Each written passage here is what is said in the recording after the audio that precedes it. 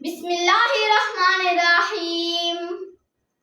تمام تعریفیں اللہ کے لیے جو تمام جہانوں کا مالک اور پالنے والا ہے، اور بے انتہا درود حضرت محمد صلی اللہ علیہ وآلہ وسلم کی ذات اقدس پر، جو دنیا کے عظیم رہنما اور منصف ہیں۔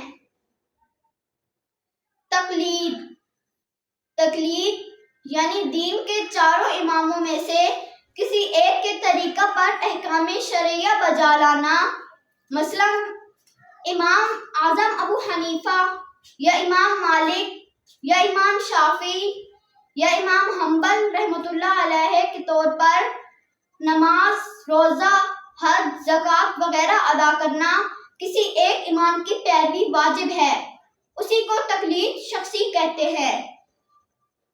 تنبیہ: ان اماموں نے اپنی طرف سے کوئی مسئلہ گھڑا نہیں ہے، بلکہ قرآن و حدیث کا مطلب صاف صاف بیان کیا ہے، جو عام آدمیوں بلکہ عام عالموں کی سمجھ میں بھی نہیں آ سکتا تھا۔ لہٰذا ان اماموں کی پیروی دراصل قرآن و حدیث کی پیروی ہے۔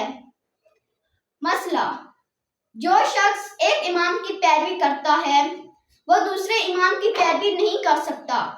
مثلا یہ نہیں ہو سکتا کہ کچھ مسئلوں میں ایک امام کی پیروی کرے اور کچھ مسئلوں پر دوسرے کی، بلکہ تمام مسائل میں ایک معین امام کی پیروی واجب ہے۔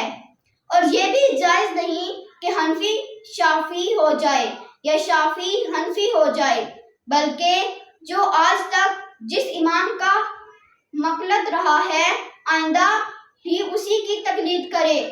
اور اب تمام علماء کا اتفاق ہے کہ چاروں اماموں کے علاوہ کسی اور اماموں مجتہد کی تقلید جائز نہیں۔ اللہ ہمارے ملک پاکستان